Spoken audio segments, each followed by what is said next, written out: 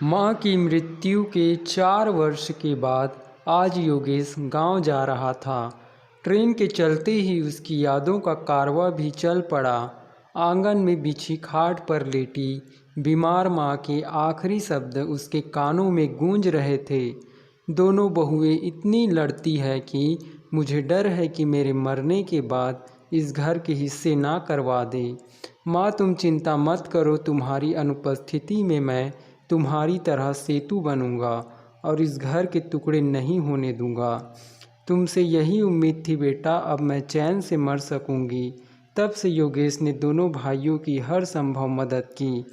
माँ के जीवन काल में कितनी ही बार लड़ाई झगड़े हुए, बंटवारे का नाग फन काढ़ा रहा। कई कई दिनों तक बहुओं में आपसी बोलचाल तक बंद रहती, लेकिन माँ के उचित हस्तक्षेप से फिर सब कुछ पहले जैसे हो जाता।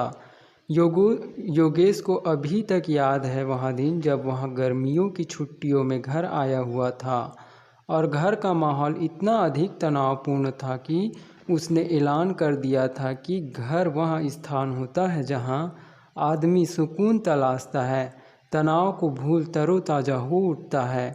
जब यहाँ भी तनाव के दलदल में फंसना है तो फिर घर आने का क्या मतलब। अगर यही हाल रहा तो अगली छुट्टी में मैं नहीं आऊँगा। बाबूजी के गुजर जाने के बाद से माँ ने जीवन पर्यंत हर संभव प्रयास किया था कि पारिवारिक अनबन ज़्यादा दिनों तक ना खींचे, और मरते मरते योगेश से भी इस एकता को बनाए रखने का वचन ले लिया था।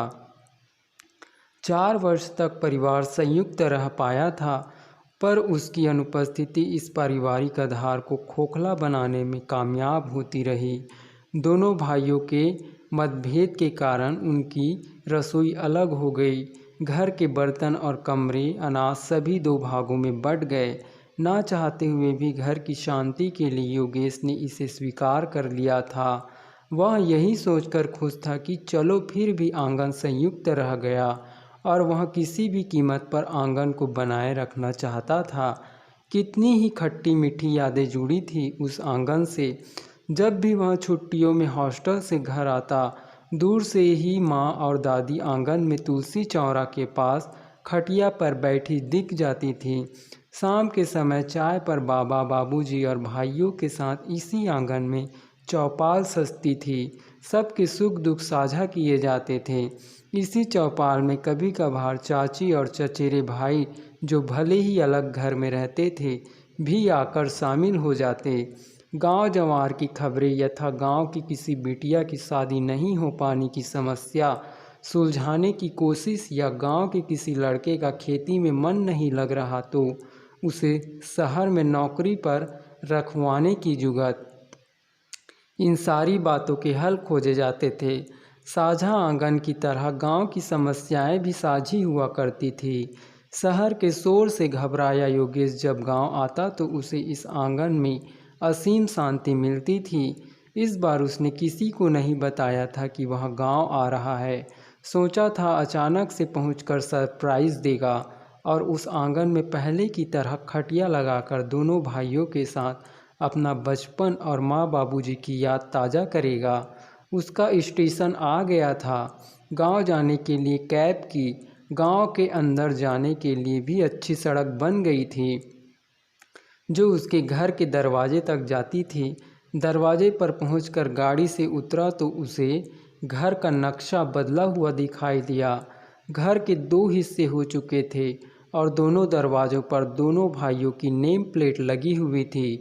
योगेश तय नहीं कर पा रहा था कि किस चौखट पर पहला कदम रखे। वहाँ तो किंग कर्तव्य विमूढ़ खड़ा रह गया और उसकी नज़रें अपने उस आंगन को तलाश कर रही थी जो दालान से ही अपनी तरफ खींचता रहता। उसे देखकर ऐसा लगता मानो कह रहा हो कि और लोगों से मिलते रहना, बाद में पहले मुझसे तो कुछ बतिया लो। और योगेश दौड़ पड़ता था, उस आंगन को तलाश कर रही थी जो दालान से ही अपनी तरफ खींचता रहता। उसे देखकर ऐसा लगता मानो कह रहा हो कि और लोगों से मिलते रहना, बाद में पहले मुझसे तो कुछ बतिया लो। और योगेश दौड़ पड़ता था उस आंगन की बाहों में सामने को।